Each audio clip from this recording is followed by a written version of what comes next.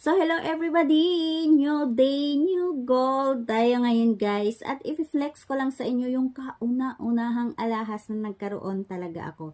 Ito ay isang 21 karat na Saudi gold bangles na nabili ng kapatid ko sa halagang 6,000 lamang sa piso noon. So, correct me if I'm wrong, Anilin Guillermo.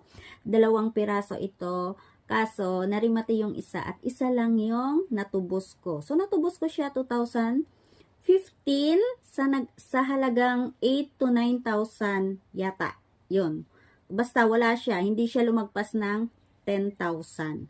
So, after 10 years, dahil 2015, 2025 na ngayon, magkano na nga ba ang halaga nito? Ayan. So, pinatingnan ko siya kay Kuya Danny. Sabi ni Kuya Danny, pwede siya sa 13 to 14,000 kung gusto ko siyang ibenta.